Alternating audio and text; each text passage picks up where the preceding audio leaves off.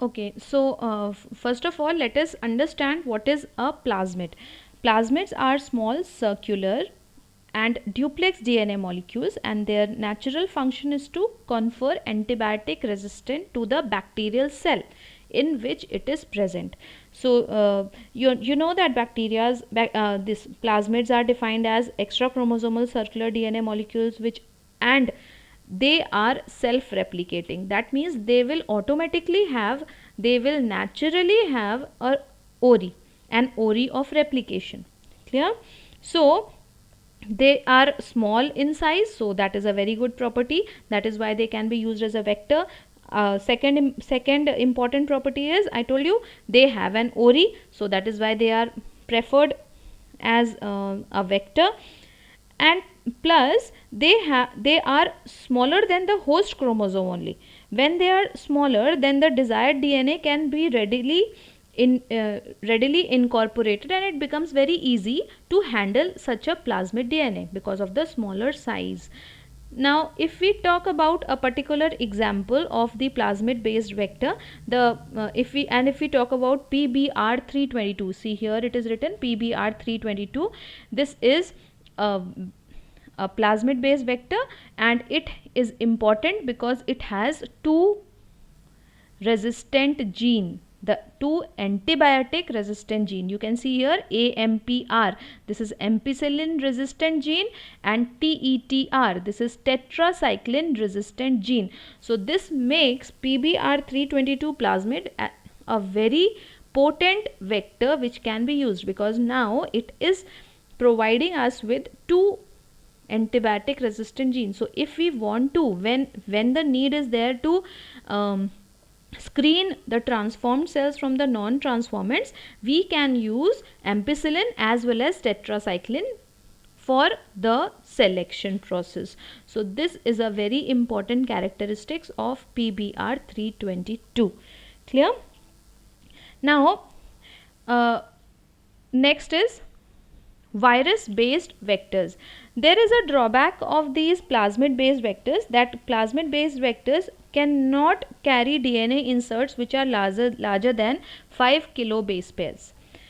Okay, so when a larger DNA has to be inserted, because some genes, why a larger gene has to be incorporated? This is because the length of a particular gene may vary depending on the sequence of nucleotides which is coding for a particular character. See, for example, if we talk about thyroxine producing gene, if the gene is a lengthier gene and it has to be, the whole gene has to be extracted and incorporated into the vector, but if the vector is not capable enough to carry a big gene, what has to be done? We have to explore another vector. So when scientists have explored another vector, they have found out that virus based vectors are good enough, capable enough for carrying the larger sized DNA insert. Okay, why this is so? Because virus usually have a linear DNA molecule in which the foreign DNA can be inserted at several restriction enzyme sites. So when there is a probability that the linear DNA which is found in the virus may have several restriction enzymes recognition sites. So at several places, when it is a long chain, at several places the DNA insert can be incorporated, plus they have a capability of carrying more than 4 to 5 kilo base pairs, more than 4 to 5. That was a drawback of plasmid. Here we can use larger size of the DNA insert, and these virus based vector can easily carry them. Here I have shown you the picture of lambda genome, that is the phage, bacteriophage lambda, and this is the basic structure which has, you can see here the ori of replication is present, restriction site, one restriction site here and one restriction site here depicted by scissors, then replication genes and lysis gene. All the genes are present which are responsible for proper replication of the DNA of interest. So these are virus based vectors. You may have in the virus based vectors, we may have animal virus based vectors and plant virus based vectors. The animal virus based vectors are used to deliver the nucleic acid into the cultured cells of the animals. So these viruses which are actually infecting, have the capability of infecting animal cells, are utilized.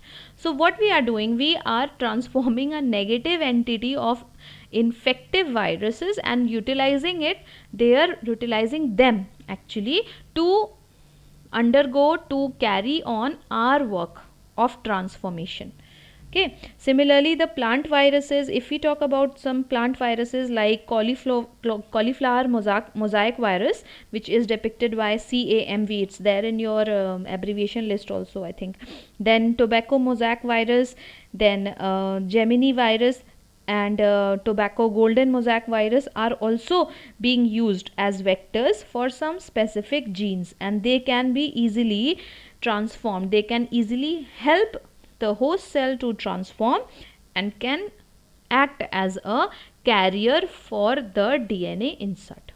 So virus based vectors can carry, importance here remains the same, they have multiple restriction enzyme recognition site, and then they have the carrying capacity of larger DNA fragment, and then of course they may have, or sometimes they may have some some virus based vector may have antibiotic resistant selectable markers also. If they don't have, we can incorporate that also. Once we know, see, we have a biggest advantage that we know what is restriction site, and we can utilize the restriction enzymes to cut and paste anything.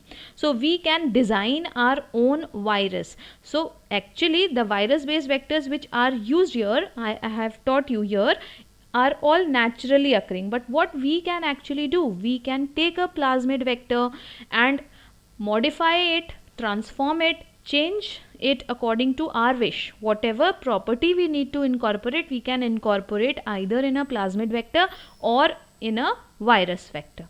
This was being done further, and this has led to the formation of cosmid vectors. Cosmid vector is the type of artificially constructed vector. What is a cosmid vector? Cos plus mid. If you can see the word, you may understand that cosmid is a combination of two words. MID, mid comes from plasmid, cos comes from bacteriophage. It is the cos site of lambda phage bacteria. Lambda phage virus. So cos site, so cosmid is a combination of plasmid and a virus DNA. Okay, so cosmid, it is a very important vector, and it is, of course, it will not occur naturally. We need to combine these two characters, that is a phage and a plasmid, and then we need to construct this kind of cosmid vector. These are the, therefore, if I can read your book portion, it says they are the vectors possessing characteristics of both bacteriophage lambda and plasmids. Cosmids are constructed by adding fragments of phage lambda DNA which has the cos site or the cohesive site to the plasmid, making cosmid. So it is a very important part here that plasmid and cos site of bacteriophage are combined to make a cosmid vector. Clear? So there is a table given on page number 51 where the difference between plasmid and cosmid is given. You can read that and it will be very useful for the sake of examination. Page number 51, difference between plasmids and cosmids.